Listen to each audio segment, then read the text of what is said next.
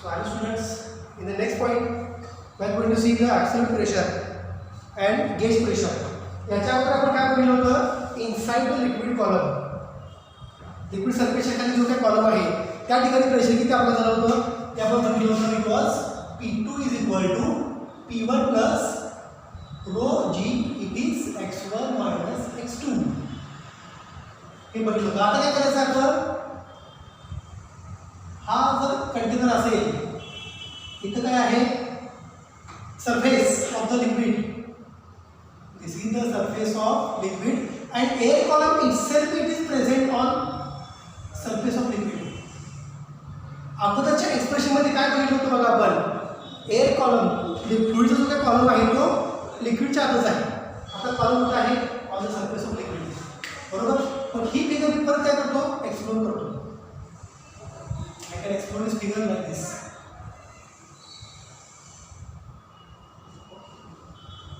Figure explore का करतोय, कारण तुम्हाला कन्सेप्ट समजली पाहिजे. हे कुठं आहे, on the surface of the liquid. Okay, याच्यावरती काय ॲटमॉस्फेरिक प्रेशर, याच्यावरती काय ॲटमॉस्फेरिक प्रेशर. इथं प्रेशर काय होतं मगाशी P1, me P1 is equal to काय म्हणतो P0. का P1 is equal to P0 म्हटलं, कारण या सरफेसवरती काय असतं, always there is a atmospheric pressure. आपण बघितलं होतं the present pressure on the surface of earth or the present pressure on the surface of sea level always it is said to be atmospheric pressure. म्हणजे या ठिकाणी लिक्विडची level इथं end होते, म्हणजे इथं एंड होते, या ठिकाणी काय होणार आहे ॲटमॉस्फेरिक प्रेशर. या ठिकाणी काय ॲट होणार आहे ॲटमॉस्फेरिक प्रेशर.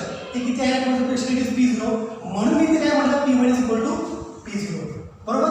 आता इथून स्टार्ट झाला लिक्विड कॉलम. मला काय करायचं आहे, हा असा लिक्विड कॉलम या ठिकाणी आहे, ठीक आहे. इथं काय होतं x1, बरोबर. x1 इक्वल टू 0 का, कारण इथून स्टार्ट झाला होता, या पॉईंटला प्रेशर काढायचं आहे, बरोबर. x2 या हाईटला, म्हणजेच I can say x2 is a depth from surface of fluid, from surface of fluid. Depth म्हणजे काय बघा, स्टार्ट कुठून झाला, अप्पर सरफेस पासून, जिथं x1 0च आहे, इथून स्टार्ट झाली ना. डेप्थ कुठेपर्यंत आली, x2 पर्यंत आली, x2 पर्यंत आला, म्हणजे काय तुम्ही डेप्थ h पर्यंत आला. h is the height, I can say it is said to be depth. इथून स्टार्ट झालं त्यामुळे x1 is equal to 0. x1 0 का, आपण x1 इज टू काय घेतलं होतं बघा जरा, आठवतंय का. असा सरफेस होता, इथं कॉलम होता, बरोबर. इथं x1 होतं, इथं x2 होतं. पण x1 हे काय, या एरियाचा, या कॉलमचा हा जो अप्पर एरिया आहे त्याचा सरफेस पासून डिस्टन्स, आणि x2 काय होता, या एरियाचं अप्पर सरफेस पासून डिस्टन्स. पण आता कॉलम कसा आहे, असा आहे, column is on the surface of liquid, म्हणजे सरफेस ऑफ लिक्विड पासून अप्पर एरियाचं डिस्टन्स किती आहे, 0च आहे ना. म्हणजे ते x1 0च घेतलं. x1 म्हणजेच काय, distance of upper area of the liquid column from the surface of the liquid. इथं ऑलरेडी एरिया लिक्विड सरफेसवरतीच आहे, म्हणजे याचा सरफेस पासून डिस्टन्स काय x1 इक्वल टू 0च आहे. आणि कुठं पण गेलो आपण, आता कुठं एंड झाला लिक्विड कॉलम, या ठिकाणी एंड झाला. So this is x2 distance which is present from the surface of the liquid. This is x2 distance, x2 distance present from the surface of the liquid. म्हणजे इथून हे distance तुम्ही वरून खाली जर आला तर कुठं थांबणार आहे, इथं थांबणार आहे. म्हणजे डेप्थ किती गेली तुमची, h पर्यंत डेप्थ आली. So x2 is equal to h, x2 is equal to h. पण डेप्थ कशी आहे, एअरमध्ये पॉझिटिव्ह असते, वॉटरमध्ये निगेटिव्ह असते, त्यामुळे याला काय म्हणतो, it is said to be a -h. Depth inside the water it is said to be a negative. मग याच्यामध्ये काय काय चेंज होणार बघा. आणि इथं प्रेशर किती असणार आहे P2. मग हे P2 is equal to me काय म्हणतो P, कारण आपल्याला या ठिकाणी प्रेशर किती ॲक्ट झाले ते काढायचं आहे. म्हणून मी काय म्हणतो बघा, P1 इज इक्वल टू काय, ॲटमॉस्फेरिक प्रेशर. कारण on the surface of liquid pressure काय असतं, always atmospheric pressure. Inside the liquid या ठिकाणी P2 इज इक्वल टू काय असतं, pressure acting on a column. P2 is equal to P घेतो. x1 किती आहे 0, x2 किती आहे -h. x2 किती आहे -h, म्हणजे सरफेस पासून खाली गेला तुम्ही, खाली गेलं म्हणजे काय डेप्थ किती गेली -h पर्यंत. किती -h आहे, x2 म्हणजे x2 ची व्हॅल्यू काय आली -h. x1 0 का? x1 x2 कुठून मेजर केला आपण? From the surface of the liquid. जिथं लिक्विड आहे तिथून स्टार्ट झाला liquid column.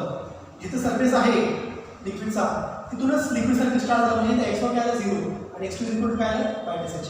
x2 is said to be -h. मग या टर्म्स काय करायचे आपण इक्वेशन मध्ये वापरायचे. Therefore P2 is equal to P1 plus rho g. P1 plus rho g x1 minus x2. x1 minus x2. Okay. Therefore, what is P2? P2 is said to be pressure at depth. Pressure at depth P is equal to what is P1? P1 is said to be atmospheric pressure.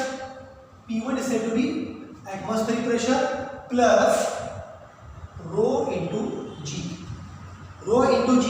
x1 किती आहे 0. x2 काय आहे x2 is -h. जे काय x2 major केलं आहे कुठून liquid surface पासून जिथं कॉलम एंड झाला हे डिस्टन्स काय x2 पण x2 व्हॅल्यू काय -h म्हणजे डेप्थ मायनस मध्ये आहे. Minus plus h. Therefore P minus P0 या से लिखो P is equal to P0 plus rho g h. P is equal to P0 plus rho g h. म्हणजे या पॉइंटला प्रेशर किती आहे बघा P0 plus rho g h. हे काय आहे P0 plus इथून इथपर्यंत किती आहे pressure rho g h. P0 plus rho g h. P0 plus rho g h हे प्रेशर कुठे असणार इथे असणार आहे. समजते का इथे असणार आहे. मग जर लिक्विड कॉलमच असेल फक्त सरफेस ऑफ लिक्विड वरती किती प्रेशर असणार आहे P0 कारण हाईट 0 झाली. इथे किती काढलं P is equal to इथं असणारा प्रेशर P0 प्लस या ठिकाणी असणारा प्रेशर rho g h. पण जर लिक्विड कॉलमच ऑप्शन असेल तर डायरेक्ट फक्त काय करणार pressure on the surface it is P is equal to P0 म्हणजे rho g h. हाईट 0 झाली कॉलमची. कॉलमच नसेल हाईट 0 झाली तर ही टर्म पूर्ण काय होणार आहे 0 होणार आहे. ही टर्म पूर्ण काय होणार आहे 0 होणार आहे. So what ever the pressure on the surface of the liquid that is said to be a atmospheric pressure. So P is equal to P0 plus rho g h. So this is the expression for pressure at a depth h. This is the expression for pressure at a depth h. So I think you understood well this concept. मग बघा P is equal to P0 plus rho g h. So that is called as a absolute pressure inside a liquid. Equation 3 is absolute pressure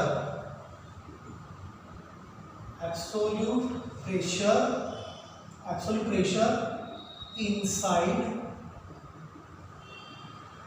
liquid. Okay, and आता बघा absolute pressure चा formula काय आहे P is equal to P0 plus rho g h. absolute pressure चा formula काय P is equal to P0 plus rho g h. तर gauge pressure म्हणजे काय difference between this pressure at depth minus absolute. हे बघा दिसते का absolute P is equal to P0 plus rho g h. pressure at depth minus atmospheric pressure is equal to rho g h. But this factor P minus P0, pressure at depth minus atmospheric pressure, pressure at depth minus atmospheric pressure, this term is called as gauge pressure. या प्रेशरला काय म्हणायचं gauge pressure. म्हणजे gauge pressure किती असतं फक्त rho g h. Gauge pressure value किती असते it is said to be rho g h. Okay, जर liquid column surface of earth वरती असेल आणि डेप्थ d ला गेला असेल डेप्थ h ला गेला असेल तर pressure at depth pressure in liquid column P is equal to P0 plus rho g h येतं.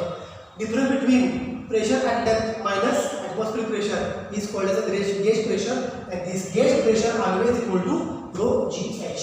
This gauge pressure always equal to rho g h. ही एक कंडिशन आहे. जर ही एक कंडिशन आहे जर लिक्विड कॉलम असा असेल on the surface, liquid column असा असेल तर सेकंड केस इथं फ्लुइड आहे बरोबर. आपला लिक्विड कॉलम असा आहे मग काय आज होता, आता सरफेसच्या वरती आहे, बरोबर. Is it clear? Now x1 start from here, कारण अप्पर सरफेस आहे x1, इथं आहे x1, इथं आहे x2. x1 म्हणजे काय? त्या कॉलमचा जो एरिया आहे त्याचं सरफेस ऑफ लिक्विड पासून डिस्टन्स. मग x1 इज इक्वल टू काय? h आहे. x1 इज इक्वल टू काय? h. x2 is equal to काय? 0. वाय? x2 x1 हे काय? Distances of that area from the surface of liquid. मग जिथं सरफेस ऑफ लिक्विड आहे तिथंच तो एरिया आहे, म्हणजे x2 ची व्हॅल्यू काय आहे? 0.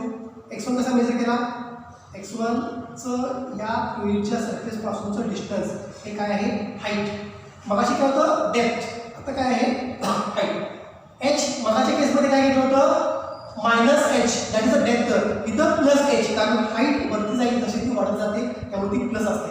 So about the liquid surface height is said to be positive, below the liquid surface height is said to be negative. पण ज्या वेळेला हाईट सरफेसच्या आत असते त्यावेळेला ती काय असते? डेप्थ. आणि ज्यावेळेला हाईट सरफेसच्या वरती असते ते असते height of that column, that is said to be a positive. So above the surface height is said to be positive, below the surface height is said to be negative, which is said to be a depth. मग मगाशी केस अशी होती, आता केस अशी आहे. मग आता इथं P1, इथं प्रेशर किती आहे ते कॅल्क्युलेट करायचं आहे. मग P1 is equal to me घेतो P. या ठिकाणी प्रेशर किती आहे बघा. मगाशी आपण काय चर्चा झाली होती? सरफेसवरती जे प्रेशर ऍक्ट होत असतं, सरफेस ऑफ लिक्विड, लक्षात घ्या, सरफेस ऑफ लिक्विडवरती जे प्रेशर ऍक्ट होत असतं ते प्रेशर काय असतं? Atmospheric pressure. म्हणजे P1 is equal to P झालं. या ठिकाणी तुम्हाला प्रेशर काढायचं आहे, जे असणार आहे P1 is equal to P. या ठिकाणी P2 इज इक्वल टू काय असणार आहे? P0, atmospheric pressure. Surface of लिक्विडवरती काय असतं? प्रेशर, ॲटमॉस्फेरिक प्रेशर, जे कमी कमी कमी होत जाते. किती कमी कमी होत गेले ते आपल्या ठिकाणी कॅल्क्युलेट करायचं आहे. So here I can replace, इथं हे रिप्लेस करून या ठिकाणी काय रिप्लेस होणार बघा. P1 is equal to P होणार. x1 इज इक्वल टू काय रिप्लेस होणार? Positive height h. x2 is equal to काय रिप्लेस होणार? 0. आणि P2 या लोअर सरफेस कॉलमच्या लोअर सरफेसला प्रेशर किती आहे? That is a atmospheric pressure, कारण सरफेस ऑफ लिक्विडवरती काय असतं? ॲटमॉस्फेरिक प्रेशरच असतं.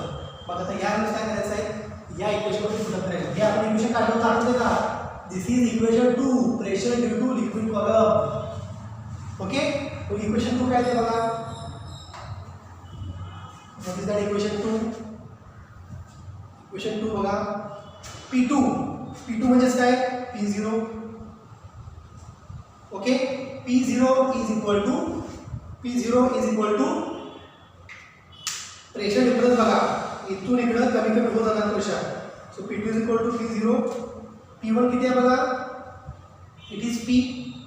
Okay, plus P plus rho G. x1 किती आहे? x1 पॉझिटिव्ह आला, h मायनस x2 किती आहे? 0. x2 किती आहे? 0. Therefore P0 minus P. P0 minus P is equal to rho GH. P minus P0 is equal to rho GH. हे equation 4 आणि हे इक्वेशन 5. हे दोन्ही इक्वेशन्स बघा. Equation 4, equation 5. P minus P0 is equal to rho GH. P minus P0 is equal to rho GH. आणि इकडे P0 minus P is equal to rho GH. मग असं का चेंज झालं बघा. कॉलम लिक्विड कॉलम वरती आहे, बरोबर. P0 minus P. Why not P minus P0? कारण P0 म्हणजेच काय? ॲटमॉस्फेरिक प्रेशर, जे किती असतं? 1.033 10⁵. जसं ॲटमॉस्फेरिक प्रेशर लिक्विड सरफेसवरती असतं, किती आहे या लेवलला? प्रेशर किती आहे? 1.033 × 10⁵. जसं वरती जाणार तसं काय होतं? प्रेशर वाढतं तर कमी होतं. सरफेस ऑफ अर्थ किंवा सी लेवलपासून तुम्ही जर वर गेला तर प्रेशर काय होतं? कमी कमी होत जातं. म्हणजे P0 is more than P. तुम्ही या ठिकाणी कॅल्क्युलेट केलं आहे P, या ठिकाणी कॅल्क्युलेट केलं आहे P, बरोबर का? या ठिकाणी P आहे, या ठिकाणी P0 आहे. जसं वर जाणार तसं प्रेशर कमी कमी होत जातं. That's why P0 minus P he value कमी आहे, म्हणून ती अशानं सबस्ट्रॅक्ट केली. So P0 minus P, P0 minus P, that gives again